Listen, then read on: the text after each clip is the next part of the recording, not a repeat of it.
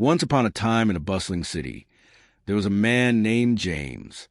James was a very wealthy millionaire who had built an empire in technology. He used to have a happy family, filled with love and laughter. However, sadness struck when his wife, Mia, became ill and passed away unexpectedly. Left alone with their baby, a little girl named Lucy, James felt lost. He wanted to be the best father he could be, but he struggled to balance his business and caring for Lucy. One day, while searching for help, James decided to hire a nanny. He needed someone he could trust to care for Lucy while he worked. He went through several interviews and finally found a lovely young woman named Clara. Clara was bright and cheerful, with a warm smile that made James feel comfortable. He hired her immediately. The next few weeks were a whirlwind for James. While he worked during the day, Clara took great care of Lucy. James began to notice how well Clara connected with his daughter. Clara would read to Lucy, play with her, and even sing songs. It filled James with joy to see his daughter happy. However, one afternoon, everything changed. After a long day at the office, James returned home early. He was tired but excited to see Lucy. As he walked through the open door, he noticed Clara in the nursery. She was sitting in a cozy chair, and to his shock, she was breastfeeding Lucy. James stood frozen in the doorway, his mind racing. Clara looked up, her eyes wide. "Oh, Mr. Thompson," she exclaimed, quickly covering herself. "I didn't expect you home so soon." James felt a mix of emotions. He did not know how to react. On one hand, he was grateful that Lucy was being cared for, and Clara seemed to love her as if she were her own. On the other hand, he was taken aback by the sight.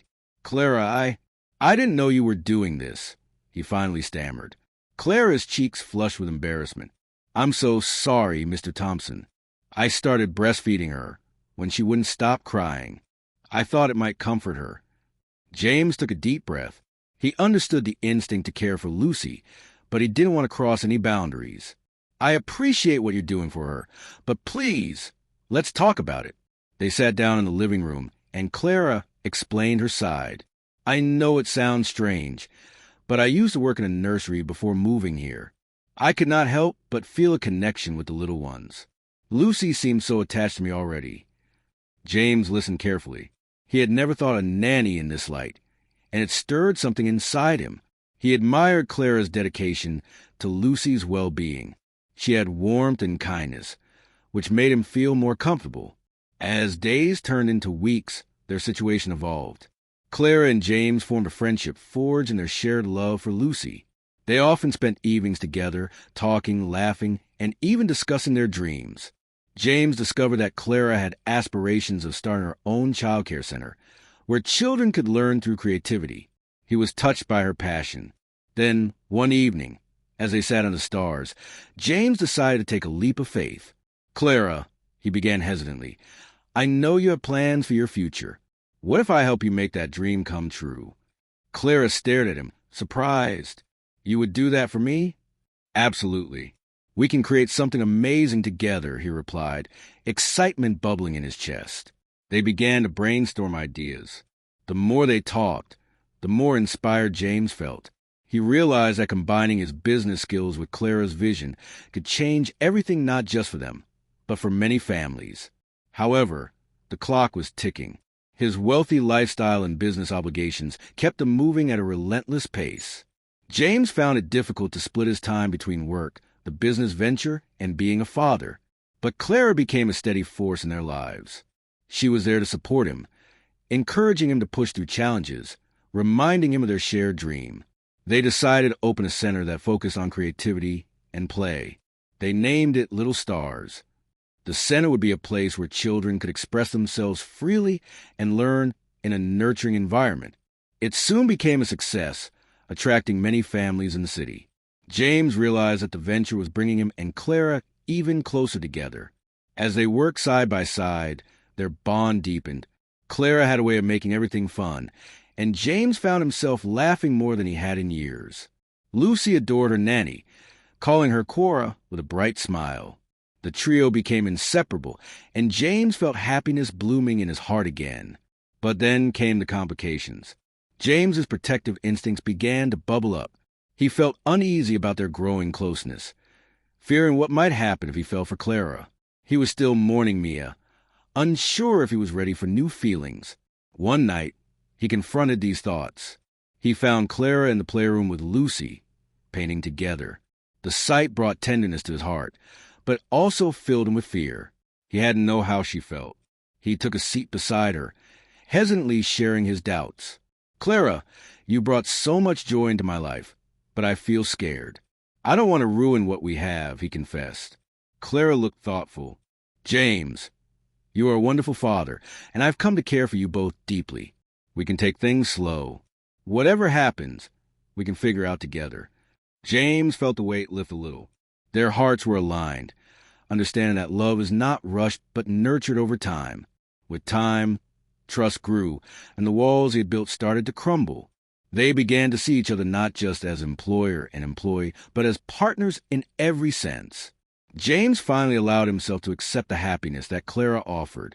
One sunny day, as they prepared for grand opening of Little Stars, James looked down at Lucy playing happily by their feet, with Clara beside him.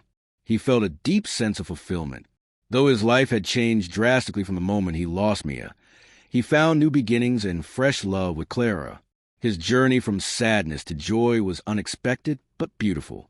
In that moment, armed with dreams and hope, James embraced the future with an open heart.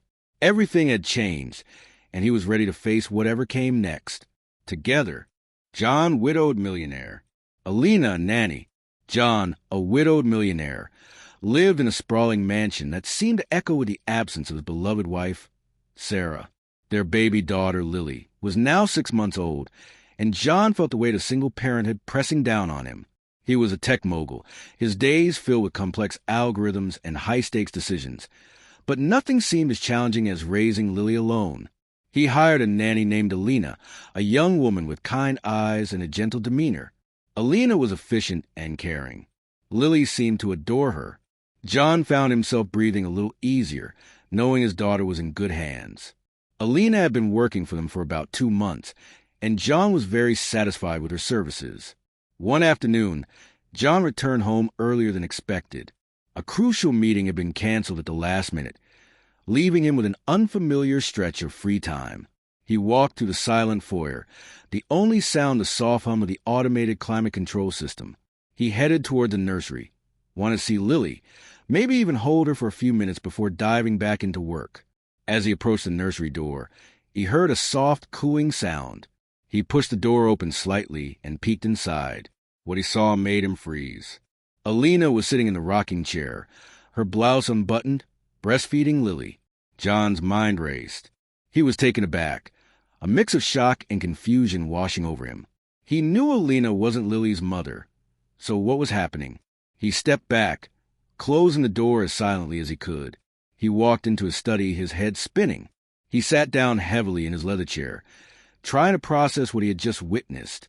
Was this some kind of strange arrangement he wasn't aware of? Was Alina even qualified to breastfeed?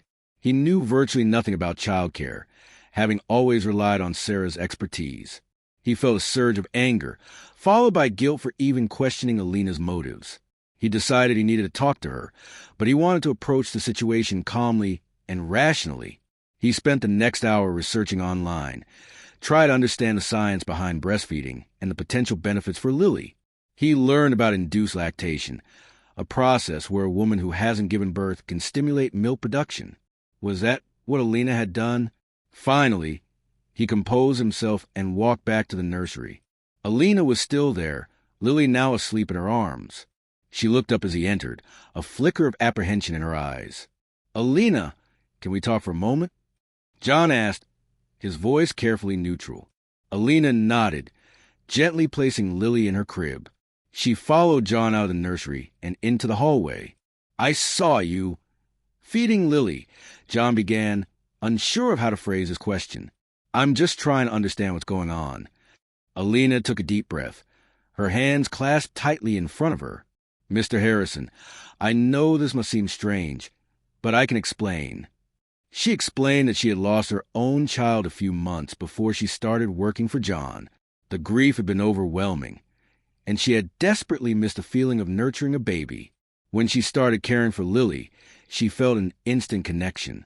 I researched induced lactation, she continued, and I spoke with my doctor.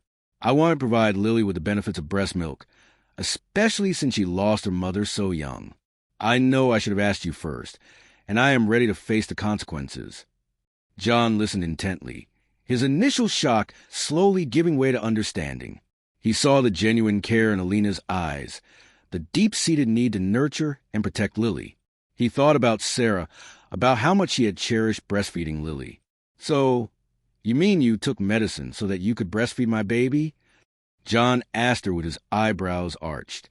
Alina nodded with tears in her eyes. I did it so that Lily could have the best possible upbringing, now that her mother is no more." He thought for a moment. The situation was still unconventional, but he couldn't deny the potential benefits for Lily. And he couldn't ignore the fact that Alina had acted out of love and compassion, not malice. "Did your doctor approve all of this?" John asked. "Yes, he did. He told me that it was all fine and healthy for both of us," Alina replied. "All right," John said. "I appreciate you telling me all of this." "Thank you, Mr. Harrison, but I can leave if you want me to," Alina said. No, it's all right. I want you to continue working here, but under some conditions," John said, making Alina sigh in relief. "Okay, so here's what I was thinking. Let's go to a lab to run a body test for you. This will ensure that you are completely healthy and fit to breastfeed my baby. Also, I would like to be more involved. Next time you want to breastfeed her, call me and I will join you," John said. "Try and get involved more."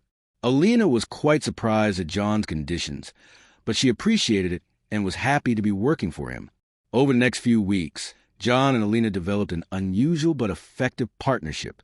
They went to the lab, and Alina was declared completely fit and healthy. John would often sit with Alina while she breastfed Lily, watching his daughter thrive under her care. He learned about the nuances of infant nutrition and the importance of bonding. He started to feel more connected to Lily, more confident in his role as a father. One day, Alina approached John with a nervous expression. "Mr. Harrison, there's something else I need to tell you." John raised an eyebrow, bracing himself for another revelation. "I've been experiencing some strange side effects," Alina said, "since I started inducing lactation. I think the medication might be affecting me in unexpected ways." She explained that she had been having vivid dreams that seemed incredibly real and detailed. She had also noticed a strange metallic taste in her mouth and a heightened sense of awareness. John, with his background in technology, was immediately intrigued. He had always been fascinated by the intersection of science and the human body. He wondered if the medication Alina was taking had somehow unlocked dormant potential within her brain. He consulted with his team of scientists at his company, explaining the situation without revealing Alina's identity. They were fascinated by the possibilities and offered to run a series of tests on her. Alina agreed, and the results were astonishing. The tests revealed that her brain activity had significantly increased, and she was exhibiting signs of heightened intelligence and enhanced sensory perception. It was as if the medication had awakened a part of her brain that had been dormant.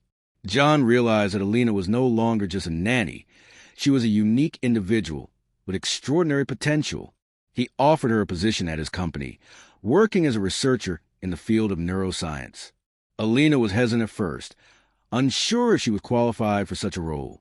But John assured her that her unique experiences and enhanced abilities would be invaluable to the team. She accepted the offer, and her life took an unexpected turn. She excelled in her new role, making groundbreaking discoveries in the field of brain enhancement. She and John worked side by side, their bond deepening as they explored the mysteries of the human mind.